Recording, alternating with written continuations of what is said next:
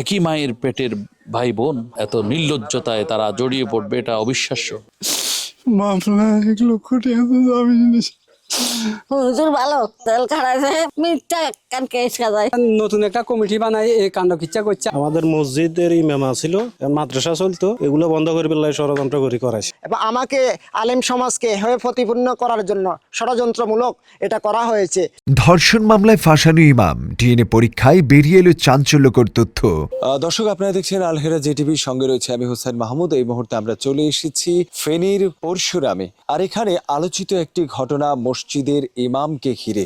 মসজিদের ইমামের বিরুদ্ধে ধর্ষণ মামলা হয়েছে। সেই মামলায় তিনি কারাগারে গিয়েছেন আর সেখান থেকে নির্দোষ হয়ে ফিরেছেন। আসলে মূলত ঘটনা কি সেই বিষয়ে জানতে আমরা ছুটে এসেছি ফেনীর পরশুরামে।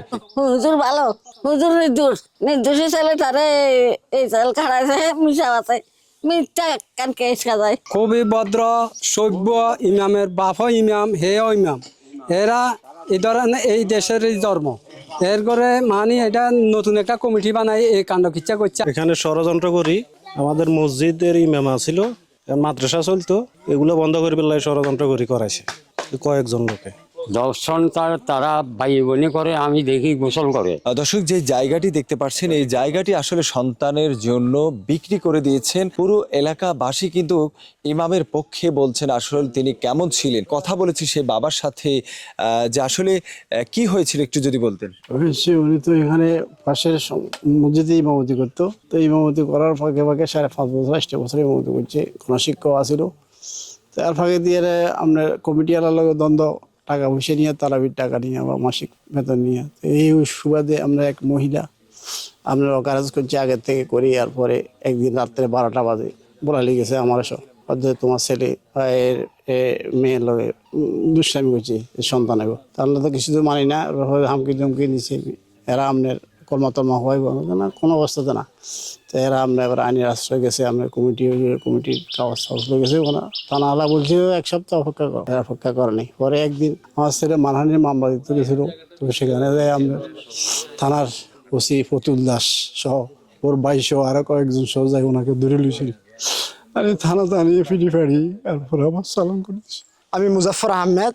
আমার সাথে ঘটনাটা ঘটে 2024 সালের 24শে নভেম্বর আমার সাথে এই ঘটনাটা ঘটে এবং আমার নামে থানাতে মামলা হয়। এবং আমাকে আলেম সমাজকে হয়ে প্রতিপূর্ণ করার জন্য ষড়যন্ত্রমূলক এটা করা হয়েছে। এটা আমি পূর্ব থেকে ছিলাম এবং আমাকে প্রচুর চাপ প্রয়োগ করা হয়েছে এবং চাপ প্রয়োগ করে আমাকে সর্ব অবস্থায় স্বীকারোক্তিমূলক জবানবন্দি দেওয়ার জন্য তারা অনেক আমাকে হেয় প্রতিপূর্ণ করে এবং আদালতের ভিতরে আমাকে অনেক হ্যারাসমেন্ট করে। যেমন আমার ডান্ডা বেড়ি ছিল 2 পায়ে, 2টা ডান্ডা বেড়ি এবং মাঝখানে আমার কোমরে রশি ছিল এবং কি হাতে আমাকে হ্যান্ডকাপ পরিয়ে রাখা হতো এবং তার উপরে একটা মোটা রশি লাগানো হতো 2-3 হাতের এবং লাগিয়ে এটাকে বিভিন্ন কোর্টে যখন উঠানো হতো তখন এভাবে উঠানো হতো। ডিএনএ ল্যাবরেটরিতে ঢাকা মালিবাগেও এইভাবে নিয়ে যায় এবং আসা হয়। বিভিন্ন হ্যারাসমেন্টই করা হয় আমাকে ওই কোর্টে থাকা অবস্থায় এবং কি হ্যারাসমেন্টই অবস্থায় আমার অবস্থা হয় যে ওইখানে বিড়ি সিগারেটখোর যারা নিম্ন পর্যায়ে তারা পর্যন্ত আমাকে নিয়ে হাসাহাসি করে, থুতু পর্যন্ত নিক্ষেপ করে। আমি আলেম এবং আমার গায়ে পাঞ্জাবি ছিল, আমি দাড়িওয়ালা এবং আমি টুপিওয়ালা ছিলাম। এই জন্য এই বিষয়টাকে তারা অধিক পরিমাণে হেয় প্রতিপূর্ণ করে। আমরা জাহেলিয়াতকে শুনেছি, কিন্তু এত কাছ থেকে উপলব্ধি করতে পারিনি। আপন একই মায়ের পেটের ভাই বোন এটা এত নির্লজ্জতায় তারা জড়িয়ে পড়বে, এটা অবিশ্বাস্য। এটা খুবই দুঃখজনক।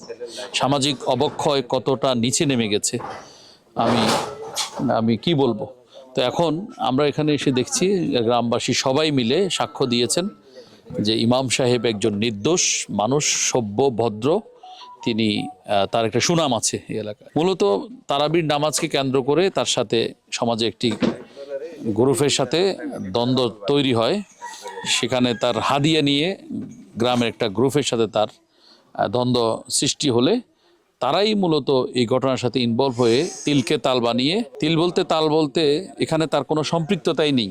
যেটা ওই যে মেয়েটার নাম রুবির সাথে যে অনৈতিক সম্পর্ক, তার আপন মায়ের পেটের বড় ভাই মোর্শেদ সেই ঘটনা ঘটিয়েছে বলে আমাদেরকে এলাকাবাসী জানিয়েছেন। তার ঘটনার পরে 7 মাসের মাথায় এসে এটা মানে বাহিরে জানাজানি হলে তখন এই দায়টা ইমাম সাহেবের উপর চাপাই দেয়, আর মোর্শেদ এবং তার পরিবারকে এ ব্যাপারে সহযোগিতা করে এখানকার একটা প্রতাপশালী চক্র। এরা আওয়ামী লীগের আমলে আওয়ামী লীগ, বিএনপির আমলে বিএনপি নেতা পরিচয় দিয়ে মানুষের উপর জুলুম করে, এরকম আমরা শুনেছি।